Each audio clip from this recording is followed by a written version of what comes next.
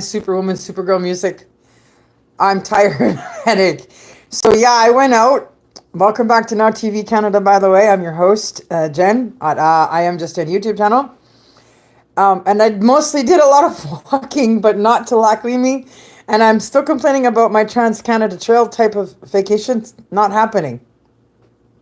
But I got a lot done. So because of the little barbecue experience the other day, I realized I need tongs plus of the new one pot donation to the kitchen. I got these like super cheap from the dollar store. Like I did an exceptional job on everything. The $1.50. I had to go to two Dollaramas. I finally got the can opener, the perfect one of my dreams. It opens up at the top of the cans. You never have a problem again. Right? So because I want to do my Trans Canada Trail or canoe trip or try to get both in, I need this too. And then I went back to the first Walmart because the second one where I bought the tent the other day didn't have the fire sticks. And these burn for like 5 minutes. Fire starter. So when you're just starting a fire, outdoor fire, or you're having trouble getting coal barbecue started, these babies will burn slow. You can have one on each side of it, and after 20 minutes those charcoals should finally be cooking, so you can get cooking. I've also learned to stay pretty close to the instructions. Don't be putting food on the barbecue too soon, because if you start cooking it before the coals finish cooking, two things happen. One, the meat will stick to the grill as it starts cooking a little too soon, and then you will have nothing to cook on the grill when the barbecue is good to go and the coals still have life left in them to cook. If you could take off the grill and do your s'mores with the marshmallows, that would be okay. But those ones don't have the ability to do that. Two, I've learned, try to spray some nonstick stuff on that grill before you light it, because you want to be able to use the tongs to just easily pick up whatever you're cooking and flip it over. Oh, I guess there's a third one. Be careful on the timing for the coals for that barbecue, because they're the strongest coals on the market, so it can give a flavor that's a little off-putting maybe to your food if you put it on too soon. So wait till they're fully lit so you don't have any of that starter flavor in your food. So I got those fire starter matches. I got my can opener for my camping trip or Trans-Canada trip.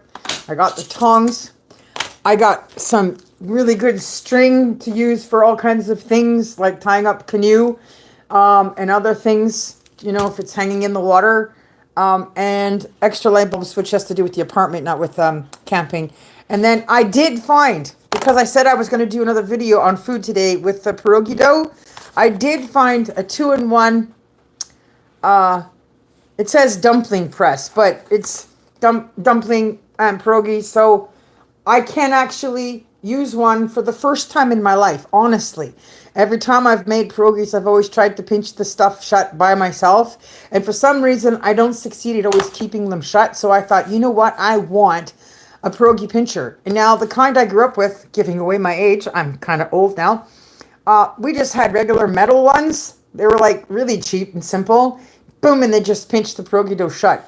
This was a little fancier, beyond my dreams, but I figured that this original pinch from these would help me solidify it done. But I also have learned I haven't been letting the dough rise properly.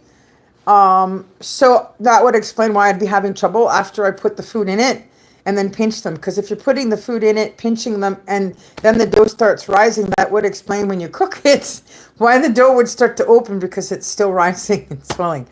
So this time I'll make it right. I'm just not sure I'll get the dough in the video and the center stuff done tonight, because I haven't even finished the chicken salad sandwich and the chips that I thought I was going to go eat at Lac Leamy. But I got a lot done exercise-wise, lots of walking. And I got my passport size photos for my Ontario license to be reinstated as I work towards building my business in security across the country in multiple provinces. And then I got to go do my criminal records check at a police office here in Gatineau, and it's going to cost a fortune. But anyways, the point I'm making about this video about why be honest series of stuff is that Jesus talked to me by taking this time to clear my head, get away from tech and everything that went wrong with this morning's video. It occurred to me that there's two land owners of this property that I have to deal with sometime this week. Hi guys, thank you for watching and listening. Please follow the other videos, sort of catch up with the stream of what goes on now in my world on Now TV as a writer who travels around a lot and tries to get adventures done. So clearly all of a sudden my thoughts came in with the second guy who's still away on his vacation with his family on what it is Jesus was saying at church yesterday when he says, put your shoulder to the wheel. So this wasn't about them making a bargain with me about giving me free rent for the overpay on the utilities for the time I've lived here, because I'm clearly paying utility so high that it's like for a whole house. My friends that have a 3-bedroom house, 6 kids, TV, iPad, computers, they don't pay the same amount I'm paying for this piddly little 2-bedroom. And then I added up how much I've been paying in rent, not just the utility. Basically, that's enough to have paid down a big chunk of this whole house. So it just occurred to me, because I love this place so much and my desire is to own the place, rather than just asking for a few months free rent, it hit me that if I just tell them the truth, here we go, the stream of why be honest. If I tell them the list of things that I know is wrong with this house that needs to be done, that I want to continue to invest in at my expense, if they give me the right deal, goes like this. The base heaters have been a problem since I moved in 5 years ago.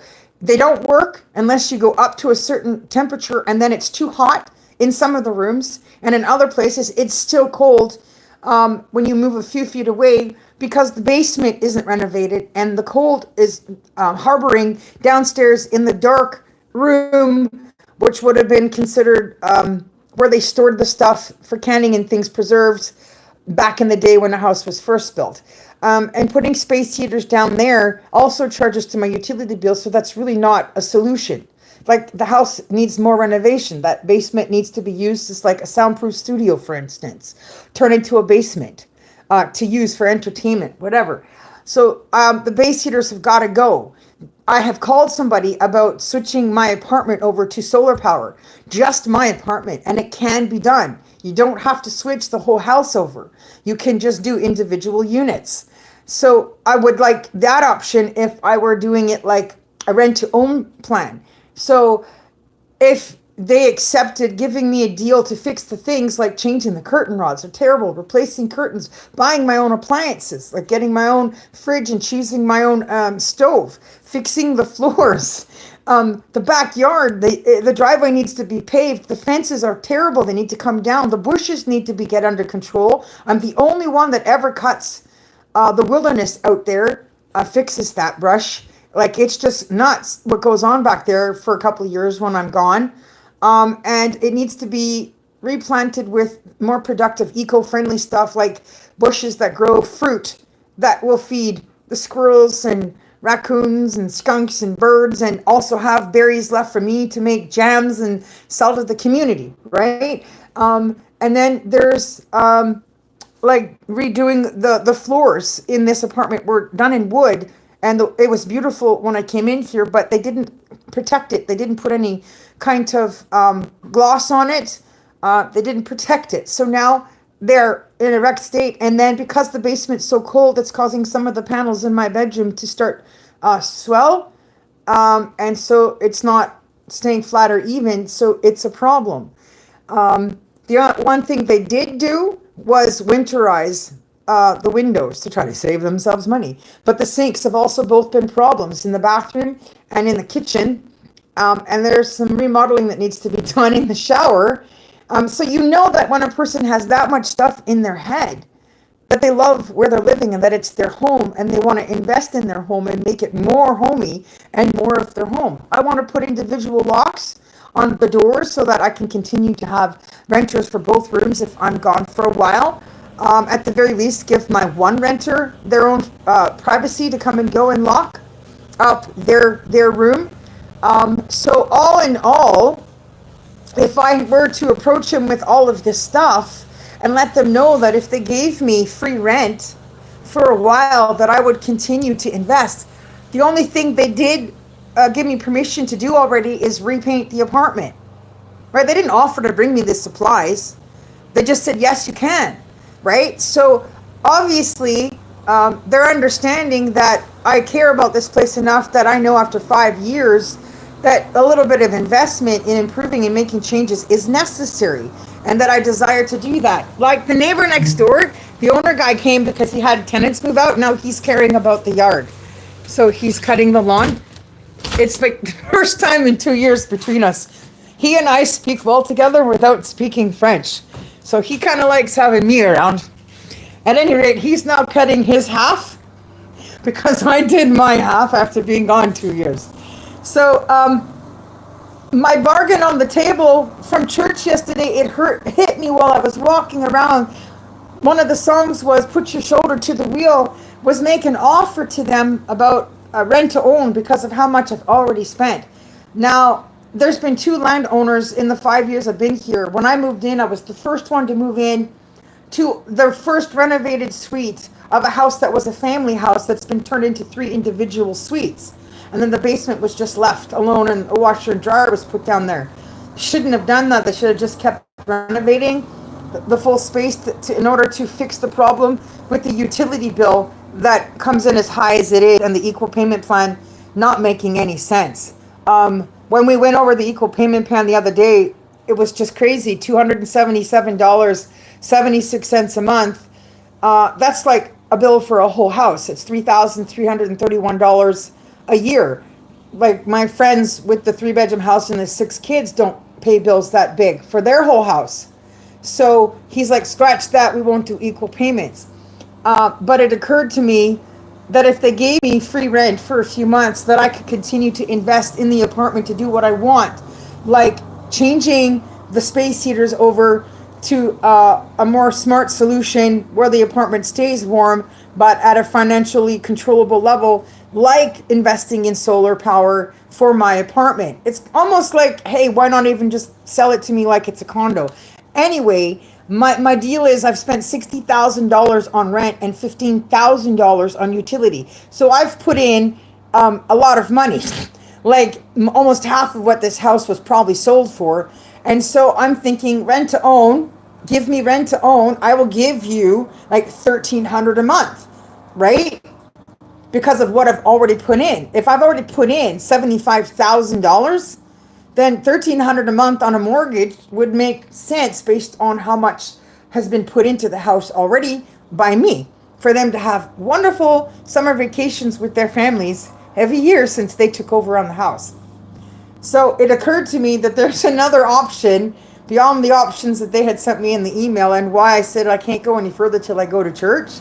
And then I went to church, and then somebody said, oh, if we have an elder come in and CC a third person that witnesses with me the conversation that goes on with them, we might come to an amicable solution.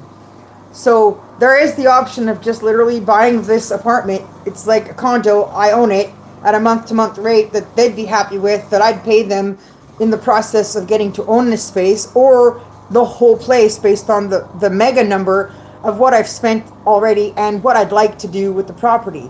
But by breaking it down to them in a list like that, then those married men are going to know what it's like to be with a woman that has the vision and the insight to go, I know what I want to do with this place to make it my home. I want this to be our home. And then they buy the house and then they make it their home because the wives know what to do with it. So if they're hearing me do that and they go home and they check with their wives, and the wives are going through the list of the things I want to do with this house, their wives are likely going to say, yep, okay, she's done shopping. She definitely wants to make that her home. And then tell their husbands, sell her the house, give it to her. She obviously wants it and cares about it more than we do, more than you guys do, because of what you haven't done with that property since you did purchase it, and she's been there longer and wants to finish what we haven't even approached doing. So work it out, right? Make a deal. And I like that way better than the thought of just getting a couple of months of free rent for the utility problem.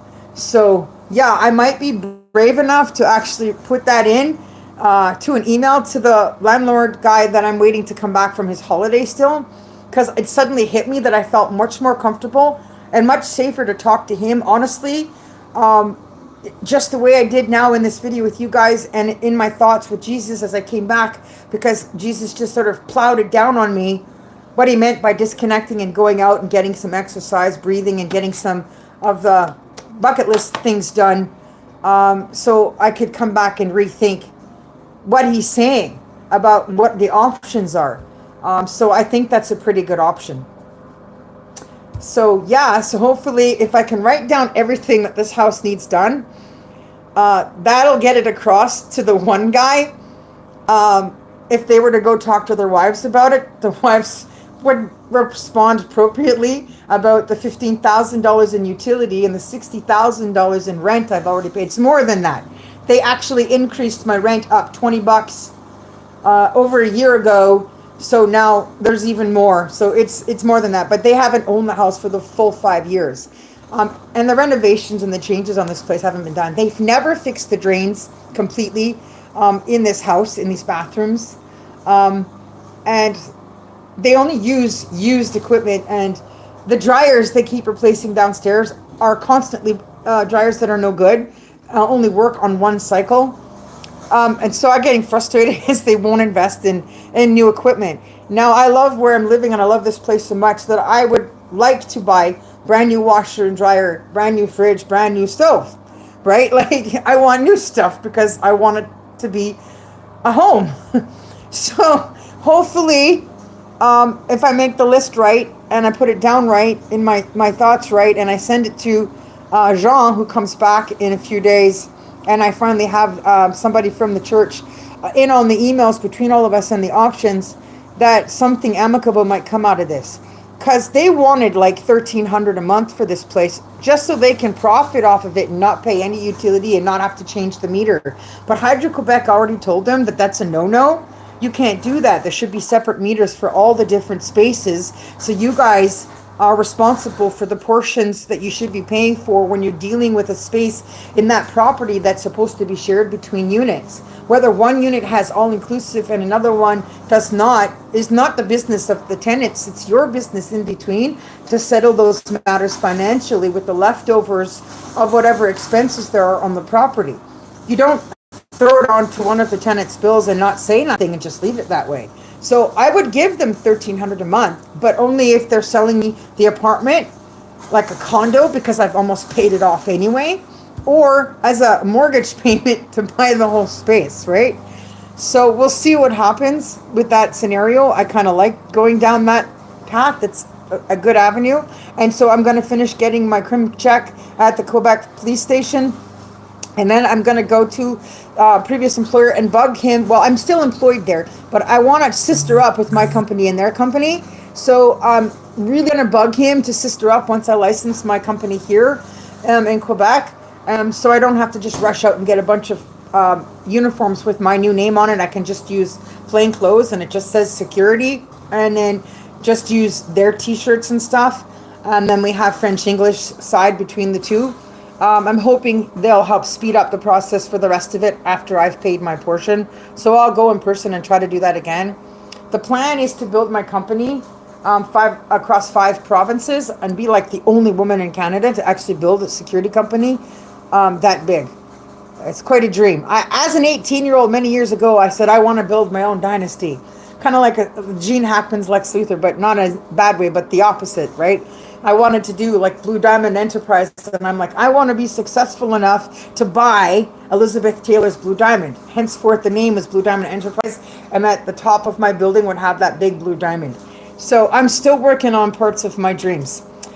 So keep your fingers crossed, you guys, that whatever goes on between me and the landlords turns out really, really well. I'm going to figure out how to do the Progido I gotta let it rise for 2 hours first. That's why I don't think I'll be able to get the pierogies done on camera tonight.